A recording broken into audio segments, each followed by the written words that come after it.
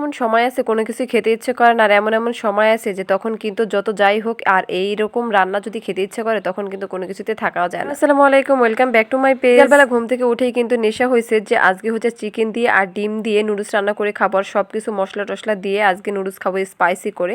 তো এখানে 2 প্যাকেট নিয়ে নিছি, আর আজকে 3 জনে যেহেতু খাবো, আমি, হায়ার আব্বু, হায়া। তো বিকালবেলা ঘুম থেকে উঠেই কিন্তু আমি এখানে রান্নাঘরে চলে আসছি। আর এই রেসিপিটা যদি একবার হলেও কেউ ট্রাই করে দেখেন আসলে বুঝবেন যে এটার মজা কেমন এবং হচ্ছে এটা কতটা মজা স্পাইসি খাবার। আমি সুন্দর করে হচ্ছে চিকেনটাকে একদম কিউব কিউব করে কেটে একদম ধুয়ে নিব এখন। আর এখানে কাঁচামরিচ আছে, পেঁয়াজ আছে, আর একটা ডিম আছে, আর ওদিকে আদা বাটা, রসুন বাটা, জিরা বাটা এবং হচ্ছে একটু টমেটো সস। সুন্দর করে আমি চিকেনগুলোকে ধুয়ে নিব। আর এটা কিন্তু 3-4 বার হচ্ছে ধোয়ার পর এরকম হচ্ছে সুন্দর একটা পানি বের হয়ে গেছে, পরিষ্কার পানি। এখানে হচ্ছে আমি নুডলসটা দিয়ে দিলাম। এখন গরম পানি যেহেতু হয়ে গেছে, 2টা নুডলস কিন্তু সুন্দর করে আমি দিয়ে দেবো, বেশি ঝুরঝুরিও করবো না, এটা একটু বড় বড় টাইপের থাকবে। তো এখানে মশলাটা নামিয়ে কিন্তু একদম গরম পানিতে 2 প্যাকেট দিয়ে দিছি, আর এটাকে ভালো করে সিদ্ধ করে নিই। হুটহাট করে কিন্তু রেসিপিগুলো অনেক মজার হয় এবং হচ্ছে এরকমভাবে খাবার আসলে অনেক এক্সাইটমেন্ট কাজ করে যে কীরকম হবে। সত্যি অনেক মজারই হবে যেহেতু এটা স্পাইসি খাবার। তো এখানে সুন্দর করে আমি ভালো করে সিদ্ধ করে নিব। এটাকে সুন্দর করে আমি সব এপাশ ওপাশ করে একদম পানিটা বসিয়ে দিতেছি। যেহেতু পানিটা বেশি দিইনি, অল্প পরিমাণে দিচ্ছি, আর এটা সেদ্ধ হতে কিন্তু বেশি সময় লাগে না। আমি 2 প্যাকেট হচ্ছে মশলাটা এখানে রেখে দিলাম, আর এখানে এটা সেদ্ধ হওয়ার পরে কিন্তু সব কিছু অ্যাড করে দিব। আর রান্নাটা অসাধারণ হয়েছে, যদিও আসলে আমি নিজের বলতেছি না, অবশ্যই আপুর একবার হলে ট্রাই করে দেখবেন যে আসলে এটা কত মজার খাবার। নুডলসটা কিন্তু অনেকটা সেদ্ধ হয়ে গেছে, আর এটা কিন্তু এখন ভালোভাবে নেড়ে চেড়ে আমি এটাকে নামিয়ে ফেলবো।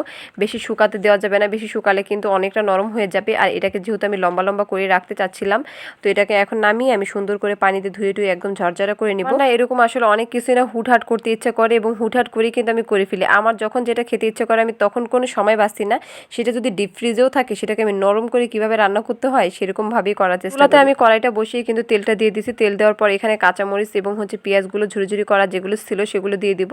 আর এটাকে কিন্তু সুন্দর করে ভালোভাবে ভেজে তারপরে সব মশলাগুলো অ্যাড করে দিব। আগে একটু হচ্ছে ভালো করে ভেজে নিই। আর এখানে যেহেতু ডিমও অ্যাড করব, চিকেনও অ্যাড করব, সেটা কিভাবে অ্যাড করে কোনটার পর কোনটা দিই অবশ্যই কিন্তু দেখতেই থাকুন, তাহলে কিন্তু বুঝতে পারবেন। এখানে আমার প্রথমে মনে হচ্ছিল যে একটু তেল কম হয়ে গেছে, যেহেতু এটা চিকেনটা ভাজা হবে। তারপরে শেষে আমি আর একটু তেল অ্যাড করে দিলাম, আর এটাকে আমি সুন্দর করে নেড়েচেড়ে একদম ভালোভাবে কষিয়ে নিতেছি। আর এখানে হচ্ছে আমি সব মশলাগুলো এখন দিয়ে দিব।